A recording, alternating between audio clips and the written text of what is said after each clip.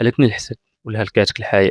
كلمات كتبان لك عادية ولكن راه دماغك توسخ بسبب السوشيال ميديا. حيت مؤخرا فاش كندخل الفيسبوك ولا انستغرام اغلبية ديال الشباب من جيل زد ولا من جيل بيتا تيهضروا بهذا المصطلح، واش شي تيخلي العقل ديالك محدود ولا ما تشعر ولا ما تقدر تكون حتى فكرة واحدة. هذا هو التأثير السوشيال ميديا على الدماغ ديالك. عقلك تيبقى مخربق وسط الشارع من الفوضى، ما كتبقاش عارف شنو دير بسبب السوشيال ميديا، والتأثير تيبدا يأثر فيك حتى في الدراسة ولا حتى في الخدمة، وما كتقدرش تكون فكرة واحدة حيت عقلك غلبات عليه العبثية أو الريلزات. وما السبب الأول في هادشي اللي وصل لدماغك؟ 30 ثانية اللي كتعيشها من الريلز عقلك كتخلطو على المشاعر ولا دماغك كيبدا يتأثر بشي حاجة تافهة، وهذا كيتسمى بتعفن الدماغ. أغلبية غادي تسائل شنو هو التعفن الدماغ؟ وهو واحد المصطلح مجازي انتشر في 2024 والمحتوى أقل جودة ما فيش المنفع للناس ولا لراسك، أو محتوى تافه باللغة العامية ديالنا.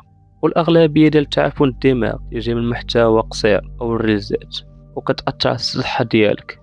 وفي جامعة أكسفورد كتقول على هذا الموضوع تداول مفترض للحالة الذهنية أو الفكرية للشخص، خاصة كنتيجة الإفراط في استهلاك الفيديوهات القصيرة أو الريلز كتعتبر تافهة أو غير محفزة للتفكير.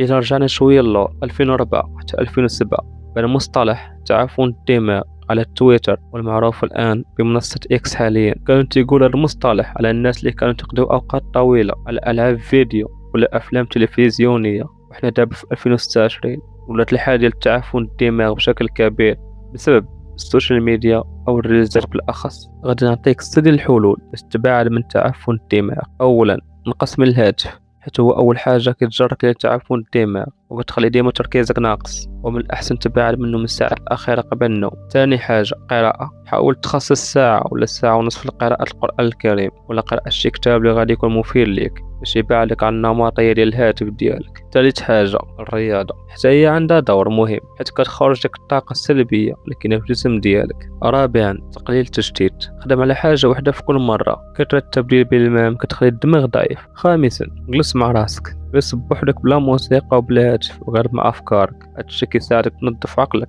وترجع التوازن ديالو. سادسا، نقص من الدوبامين، بس شوية من الهاتف، تيك توك، إباحية والأشياء اللي كتعطيك متعة سريعة. عقلك خاصو يرجع يتعود على الحوايج البسيطة باش يرجع التركيز ديالو.